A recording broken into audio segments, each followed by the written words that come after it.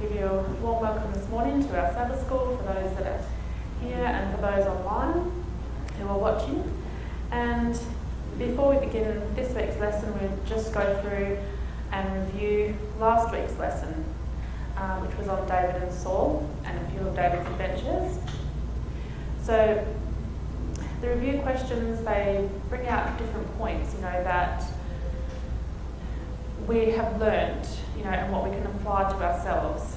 So we're just going to go through them just briefly before we enter into this week's lesson. So the first question on Friday, February 5th says, how can I cultivate a spirit like David's toward those who may hate me? And as we go back through the lesson, the key verse there under Sabbath, February 6th, it says, those who are true to God need not fear the power of men nor the enmity of Satan. So to be able to cultivate a spirit like David had, we need to come close to God, number one. And once we have him close to us, then as David said in his Psalms 27, that the Lord was his light and his salvation, so whom could he fear? He had no one to fear. The Lord was his strength, and he wasn't afraid at that point. So the next point we'll talk about was, how is jealousy different from envy, and why must I avoid either one? Is one better than the other? It's okay to have jealousy and not envy, or vice versa. As we look back through the lesson,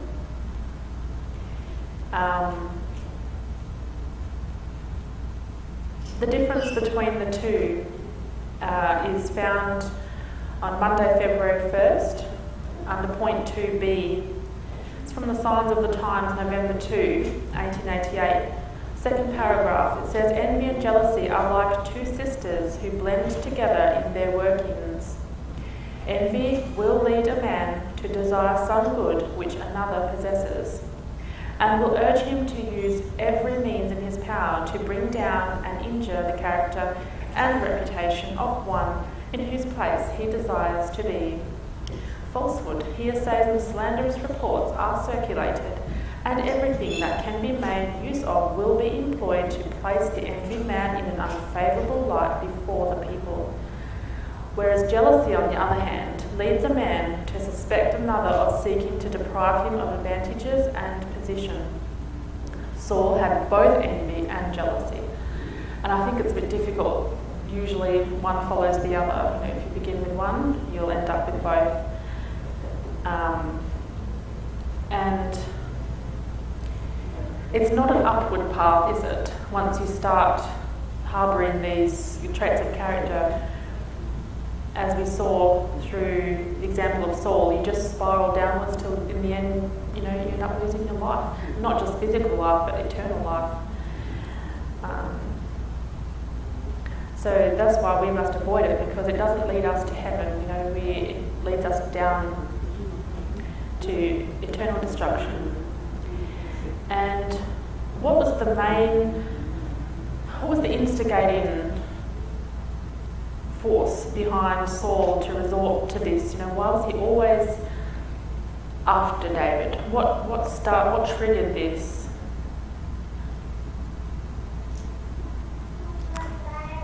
As we look there on Tuesday,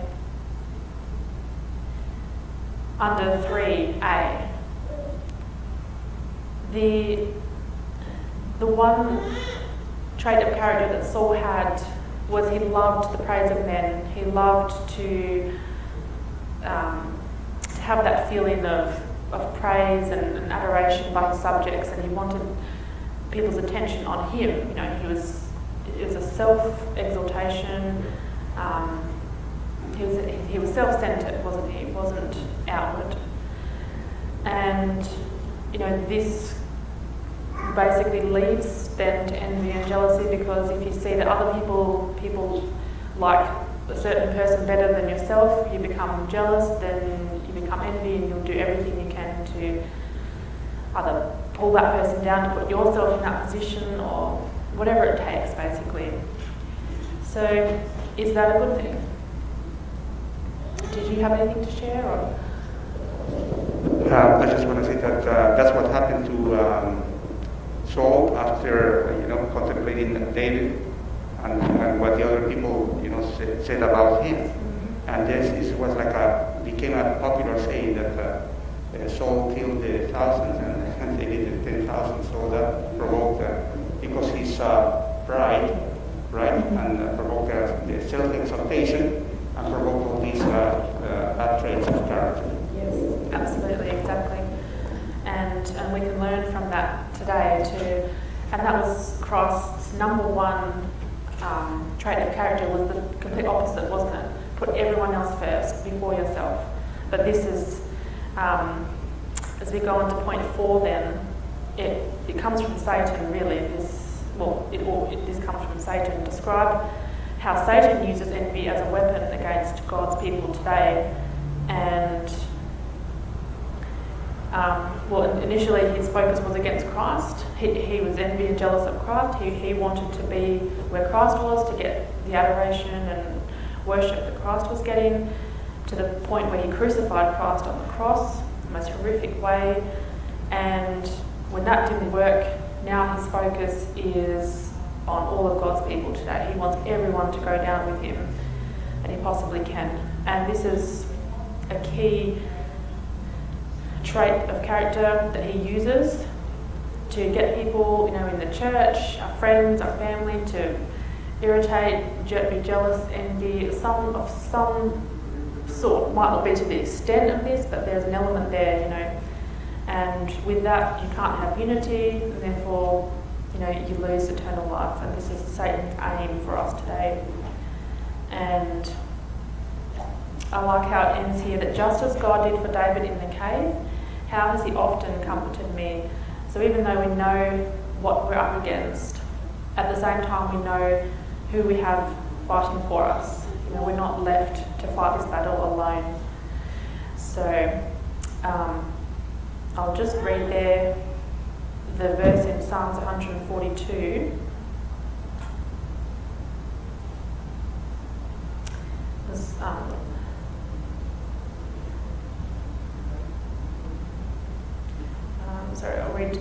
I'll read Psalms chapter 31, verses 24. It says, "Be of good courage, and he shall strengthen your heart, all ye that hope in the Lord." So God promises to be with us and to strengthen us through this time. So with that done, we will head into today's lesson, which is entitled Danger in Compromise. So, as we've learnt from the previous one, that Saul was jealous and envy of David. He chased him around. David found strength and courage in Christ. But he was human at the end of the day, and he got down and he made some mistakes along the way. And we will go into that this week. So, David wrote there in Psalms chapter 56 verse 11, which is the key text there under Sabbath, February 13. He said, "In God have I put my trust. I will not be afraid what man can do unto me." What a beautiful verse, and imagine having that strength to trust and knowledge of God, to be able to say that, "In God have I put my trust. I will not be afraid what man can do unto me." And I love this quote here from Testimonies, Volume 4, page 357 to 358. It says, "So long as the soul rests with unshaken confidence in the virtue and power of the atonement, it will stand firm as a rock to principle, and all the powers of Satan and his angels cannot sway it from its integrity." And I think that's the most beautiful promise, and we can memorise that and hold that to our hearts. There's nothing that can sway us, break us down, push us off if we have this unshaken confidence in Christ and the virtue and power of his atonement. Beautiful. So we're going to the story now of David. we talk here about David. He took his mind off God for a bit, didn't he? And he started to look to himself. And what happened? He got a bit scared, didn't he? He thought, he got a bit worn out, I think. He'd spent years and years running from Saul, and he just, after all this time, even though he hung on to God, he just got to a point where he just slipped, didn't he? He just stopped looking at him and turned to himself and decided to do something about it in his own way. But why was the way David chose to free himself from Saul contrary to the will of God? So, number one, God doesn't really, God had promised David that he would be king. And God's word is, is infallible. So no matter what Saul tried to do, David was going to be king. He couldn't kill him. He couldn't kill him, no matter how much he tried. So by David saying that Saul would, he was showing complete unfaith in God, wasn't he? He really doubted God at this point. And then where did he go instead for help? Instead of God, he went to the enemies. And it says there in the second paragraph, the Lord did not send David for protection to the Philistines, who were the most bitter foes of Israel. And that nation was among his worst enemies to the last. He put himself in at that time. Does anyone want to share anything on this point before we move forward?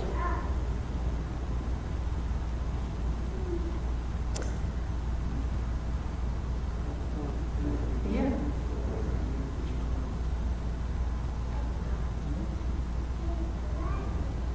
I don't know. Would you like to share something? The only thing is, I was thinking, why?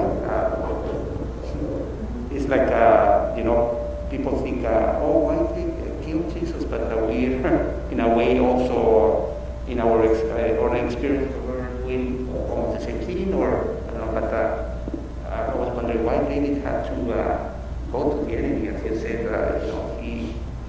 he accepted that, and he experienced what the prophet Samuel, anointed him to be a king, and he had to be patient.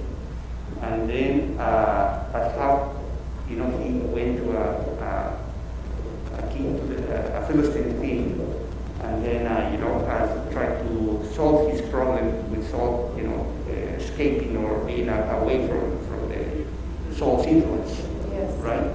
So, but that was part of his, wasn't God's will, right? But he had to, experience his own decisions. That's right. Yes, sister. So I'd like to read, if you don't mind, the first paragraph. I'd like to read the first paragraph under 1A.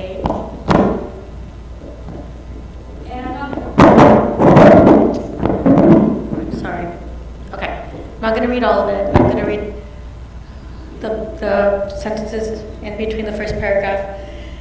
It says, God works out his plans, though to human eyes they are veiled in mystery. And this is what I want to talk about a little bit about with David. We know what happened with David. David turned away from God for a few moments, even though he had spent years trusting in the Lord, putting everything in the Lord's hands, praying to the Lord, should I do this, should I do that? And he turned away his eyesight from God, which is what happened to Eve, right? They lived in the Garden of Eden, and at one moment she turned her eyesight from God, and look what happened. This is what happened to David.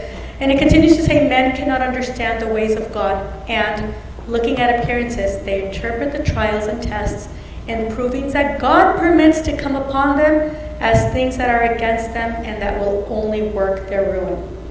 Thus, David looked at appearances and not at the promises of God. He doubted that he would ever come to the throne, which is interesting because you had just spoken about how it had been promised to him, right?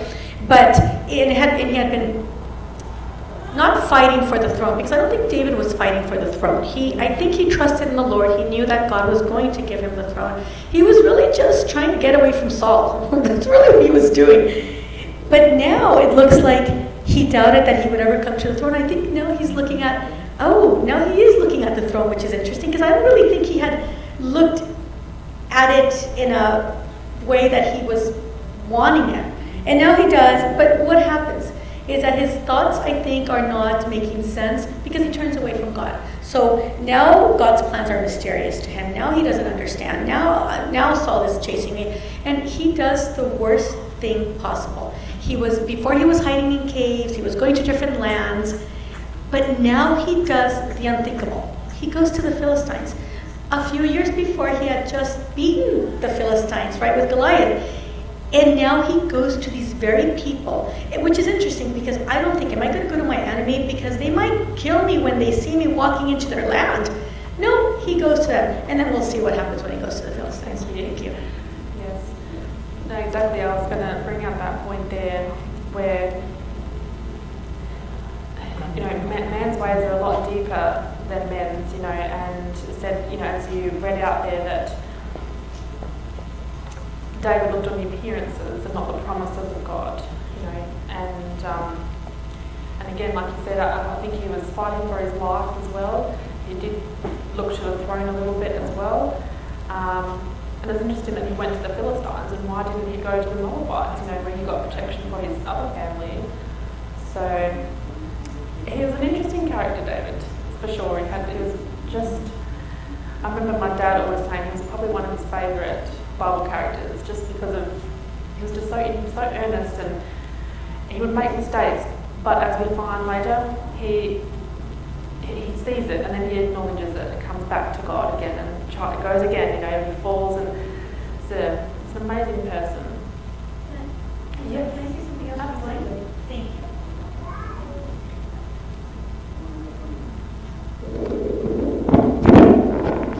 I'd like to read just it's one sentence from Patriarchs and Prophets, page 672. I don't know, it might be from the suggested readings. And it says, just what you said, that he would go back and forth, he was earnest with God, just like your dad said. It says, David did not renounce his worship of God, nor cease his devotion to his cause, but he sacrificed his trust in him to his personal safety, which we know. And this is what I want us to look at. And thus tarnished the upright and faithful character that God requires his servants to possess.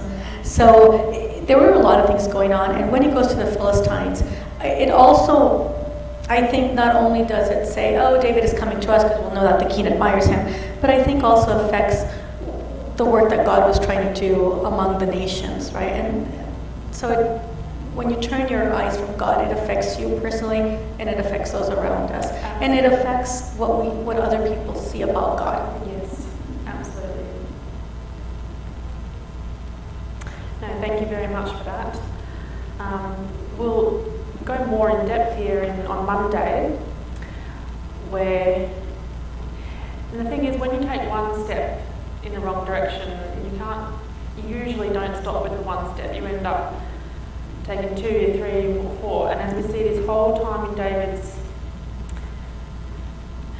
situation with the enemies, he just continually makes another wrong step after another. When he went to the Philistines, how was he received? The king actually was it says he was very respectful, and he was sort of almost pleased that David came to him. He thought, I've got a good ally here against, he's turning against his own king, and if he defeated Goliath, he'd been a good man to have on your side. Which it shows, how even though he was making the wrong move, God was still overruling at the same time. He had a plan with David, and he wasn't going to let him. He sort of let him go so far, and he asked, although even though David went in there, he asked to be placed outside of the city, not in the centre. So he sort of, was careful there. And the king honoured him and gave him what he asked for.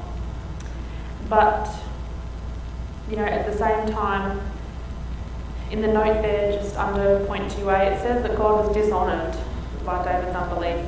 The Philistines had feared David more than they had feared Saul and his armies, and by placing himself under the protection of the Philistines, David discovered to them the weakness of his own people, and thus he encouraged these relentless foes to oppress Israel. So, yeah, it was not the best move for David to make at this point, and he really, because this was almost at the end of, where Saul was going to die in this next battle that he has later. And he it was probably, I'd say, one of the biggest mistakes he made during his time of exile there from Saul. And he also gave a bad impression to his own people. I think it caused him, because even when he did go back after Saul died and he became king, not all the tribes accepted him straight away, and I think this was a big part of why. And even though he didn't, he said David did not renounce his worship of God, nor cease his devotion to his cause, but at the same time he sacrificed his trust in him to his personal safety. And how can we do this today? It's very easy, isn't it? we go along so far, everything's going smooth, something bad happens, and we think, oh, God's not doing anything, I need to take action here. And the end result is that you bring dishonour on God and, not a good influence on those around you. So, what evil resulted from David's misleading words? The fact is he basically lied to the king. When he was there at Ziklag, he went out and made war against a few different countries there and captured them all and or killed them all. But when he got back, he would tell the king that he was doing other things, or he said that he was killing his own people. So imagine that, he was fully lying to the king, and the king believed him. So he was actually establishing himself in the king's eyes by lies, Very sad, and that's what I'm saying, when you take one wrong step, you just spirals, keeps going. He ended up in a big tangle here. And it says that David knew that it was the will of God that those heathen tribes should be destroyed, the little ones he went and did behind the scenes. And he knew that he was appointed to do this work, but he was not walking in the counsel of God when he practiced deception. So, when you have to do things like that, it's not right. Even that, it's not the right time to do it, or he should have been open and honest. He really tangled himself up in a web here. So, does anyone have any thoughts they'd like to share on that? Yes, sister.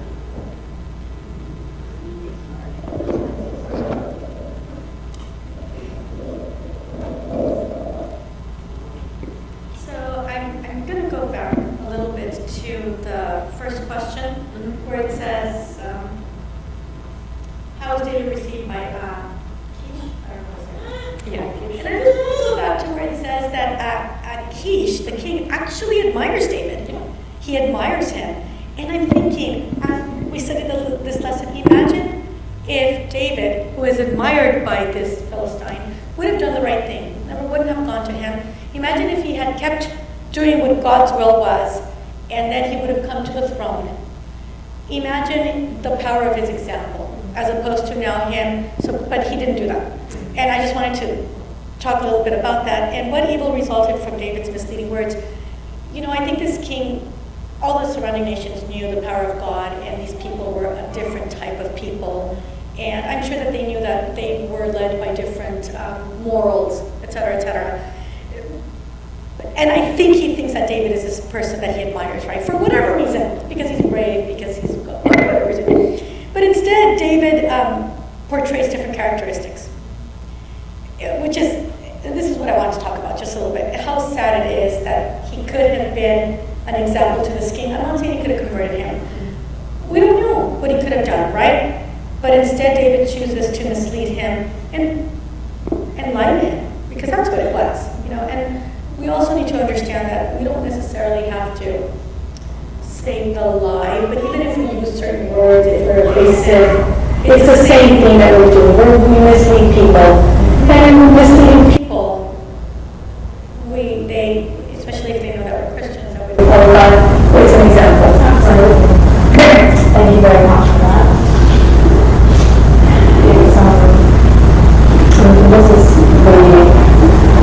that we have to hold on to God all the way and not let go for an instant.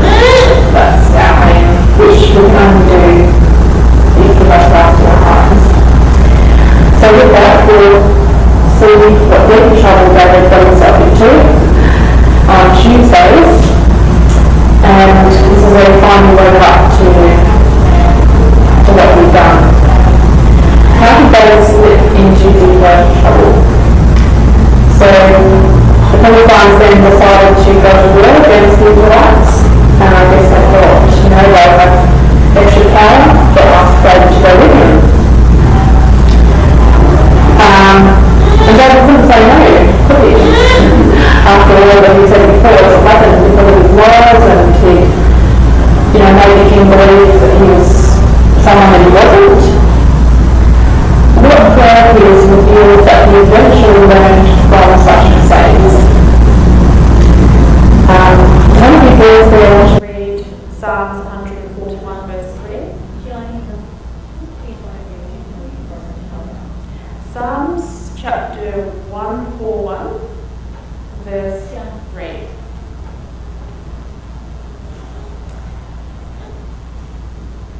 What prayer reveals that David eventually learned from this mistake?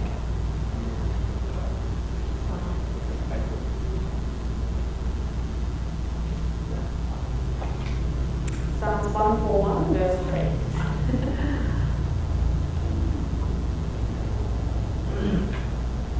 Set a watch, O Lord, before my mouth, keep the door of my lips. Thank you. So, after, I'm not sure how long he was at Ziklag. It was a fair few, I don't know if it was a year or 6 months, it was a little while, I think. But he eventually came to the point where he realised he'd got himself in a mix, in a mess, and he didn't know what to do. But when the king asked him exactly to go with him, he didn't say yes exactly, but the way he answered, the king took it as confirmation that he would go. And in the end, David realised then he couldn't do any more than to get himself out of this trouble. He finally realised he had to turn back to God and ask God to help him out of the mess that he got himself into. And it was amazing, wasn't it? How did God mercifully deliver him out of his predicament with Achish? So, even though Achish, as the sister mentioned, was quite, honoured by David, the princes were not so sure were they? They were a bit suspicious. Don't know if they saw through him exactly, but they just were a bit wary and a bit worried. And this ended up being the key for David to get out of his predicament, wasn't it? I'll just read the note there under 3b. This is from Patriarchs and Prophets, where it stresses here that it would have been far better for David to find refuge in God's strong fortresses of the mountains than with the avowed enemies of Jehovah and his people. But the Lord in his great mercy did not punish this error of his servant by leaving him to himself in his distress and perplexity. For though David, losing his grasp on divine power, had faltered and turned aside from the path of strict integrity, it was still the purpose of his heart to be true to God. So I guess that's where he was a bit different. Even though he made mistakes, deep down inside he still wanted to be true to God. He hadn't actually intended to not serve God. He just the way he did it, he just slipped a bit there. And so it says at the end of the note that heavenly messengers moved upon the Philistine princes to protest against the presence of David and his force with the army in the approaching conflict. So even though Achish again there was quite flattered that David come to him, the princes were just not sure, and in the end this was the key to letting David go and out of his predicament. And Achish still didn't see through it, did he? He was was still very upset, actually quite upset to let David go. He wanted him there in battle, thought he would be a good asset. But at the same time, he obviously had more respect for his princes, obviously, than David, because this is to them above his own feelings. And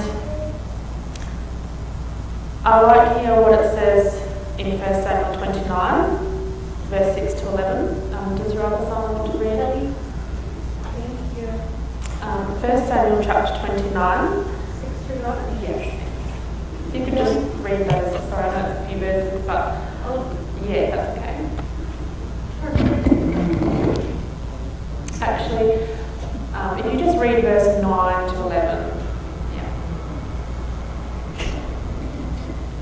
And Achish answered and said to David, I know that thou art good in my sight as an angel of God. Notwithstanding the princes of the Philistines have said, He shall not go up with us to the battle. Wherefore now rise up early in the morning with thy master's servants that are come with thee. And as soon as ye be up early in the morning, then have light depart. So David and his men rose up early to depart in the morning to return to the land of the Philistines. And the Philistines went up into Jezreel. Thank you for that. And also just in verse 6 there, where he says to David that he has been upright and his actions have been good in his sight, and he hadn't found evil in him. And then what was read out there in verse 9, where he said to David that thou art good in my sight as an angel of God. Imagine that. And as the question then goes on to say, what feelings must this have aroused in David? Imagine that, knowing that you lied to him, you deceived the king, and then to be told that basically the king thought he was an angel of God. I mean, that's a pretty high rank, to be given, and it must have had a lot of shame and guilt there.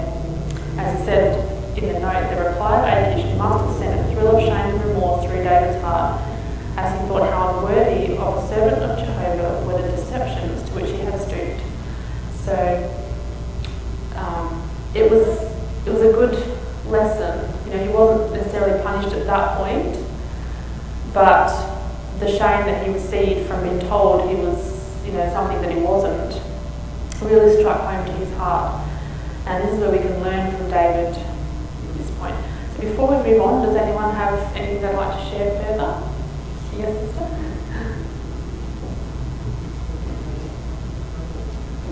I just want to talk a little bit about what God did for David. He took him out of this predicament, right? Even though David had been deceitful, even though David had gone. First of all, David stops looking at God, goes to the Philistines, is deceitful.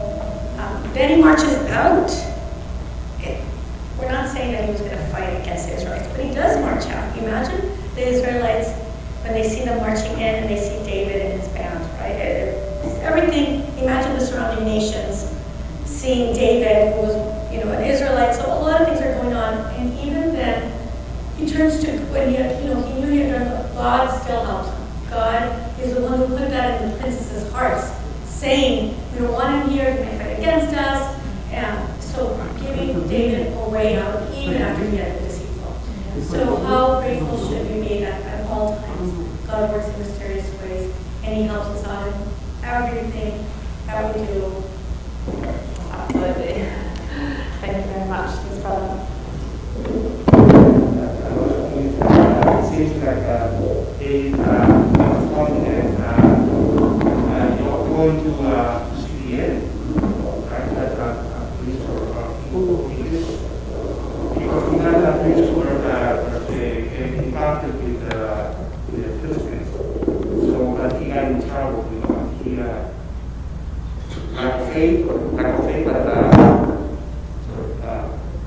this is also a lesson for us that if we, because he mingled with them, right, and then he got in trouble, and then he acknowledged and he prayed to God, for deliverance in this situation, and he saw that in God's hands.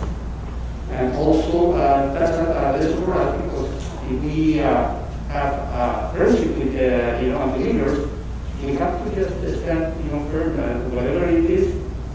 sometimes we're like a compromise, and then maybe we can just lessen our beliefs and then get into actually what they think and what they say. So that's a lesson for us to be turned as the introduction note. Always trust in the Lord. Right? So and then we are going to express what we did inside in our heart. Exactly. Thank you very much for that. So with these thoughts, we'll go into the result of David's consequences here. The consequences of David's actions here. And before it goes into that, it just makes a note here that how important is it that our speech be pure, especially in these last days, and how only is this possible?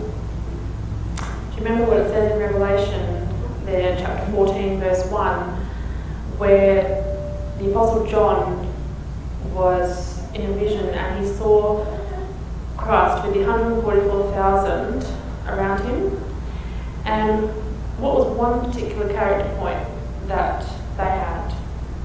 And in verse 5 there it says, in their mouth was found no guile, for they are without fault before the throne of God.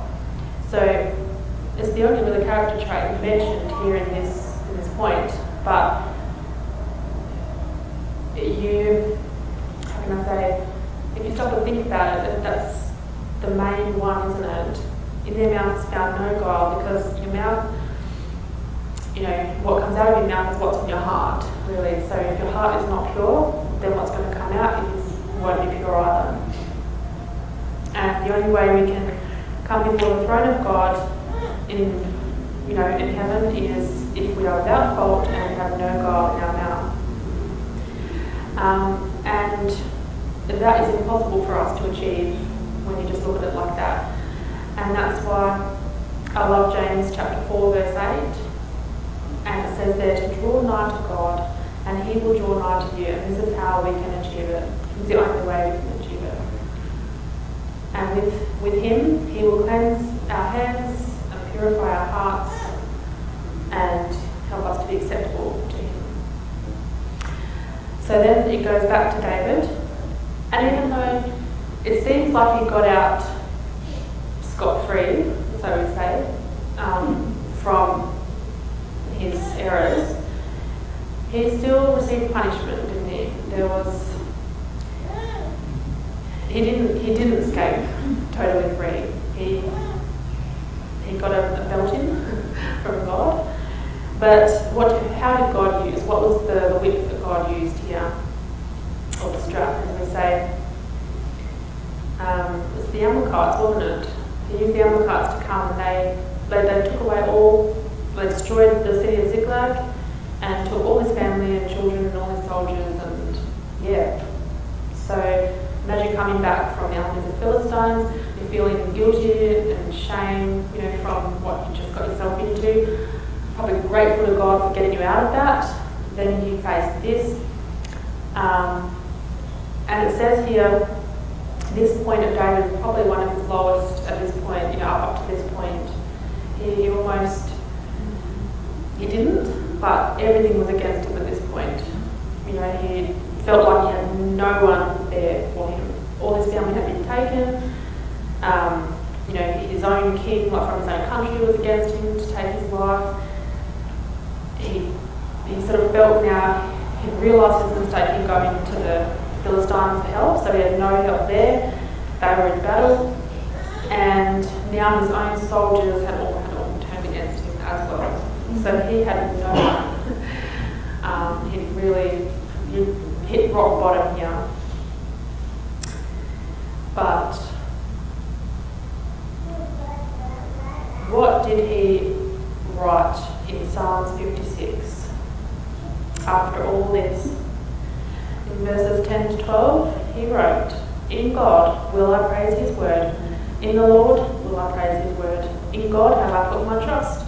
I will not be afraid what man can do unto me. Thy vows are upon me, O God, I will render praises unto thee. He turned back to God, finally, fully. Hadn't completely turned away, but mostly. And at this point, he finally turned all back to God and said, you have to help me out of this. I can't do any more. So it's hope for us, isn't it? That, we can get ourselves into messes, but God can always help us get out if we genuinely and truly want help. Is there anything anyone would like to further add to that? Yes.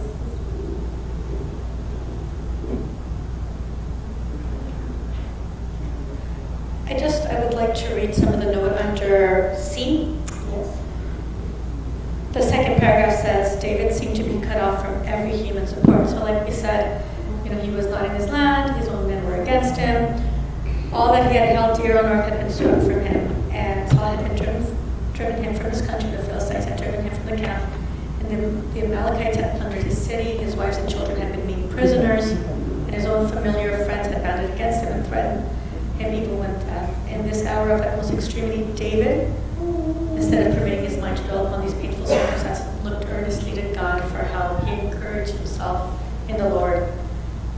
And this is what I like. And even though he was, you're right, I think this was one of his lowest points in life, right? Even though he has a long life, to talk about it. But at his lowest point, he didn't throw himself in despair. He turned to God. Yes. And when we see that he turns to God, good things start to happen to him again. Absolutely. And we know from the experience of Saul what happened when Saul fell into despair. He didn't turn to God, did he? He turned to Satan, And we see what the results of that was, probably next week. With that, we will finish up here on Thursday, where it shows how God helped him at the end.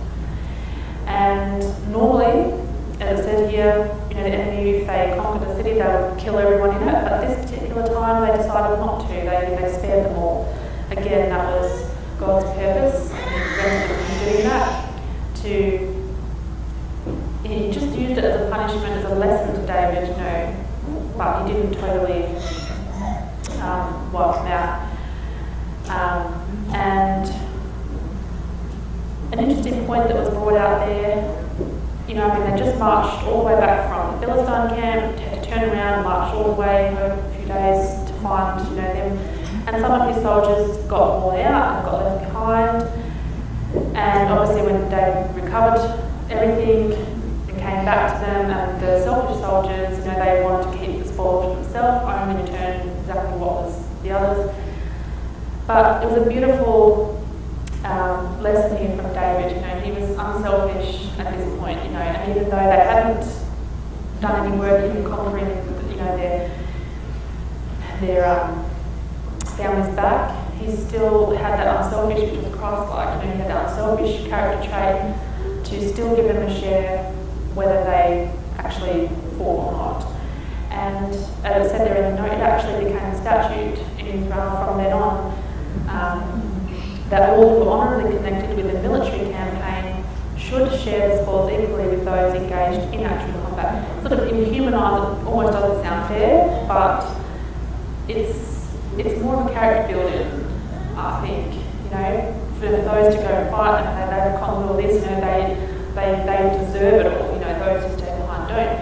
But we don't deserve heaven at all,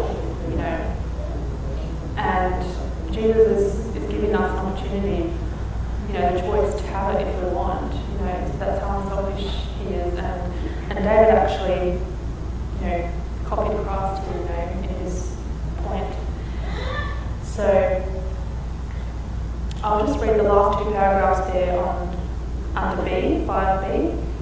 It says, today in his great harvest field, God has need of sowers and of reapers.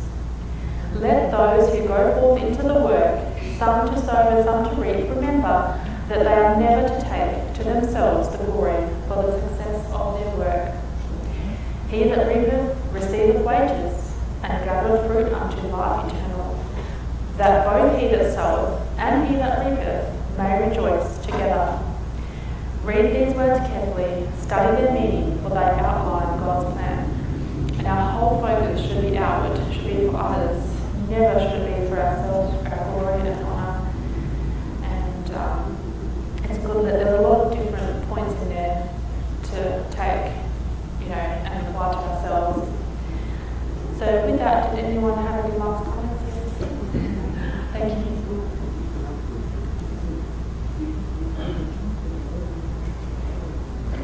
Just a couple of points.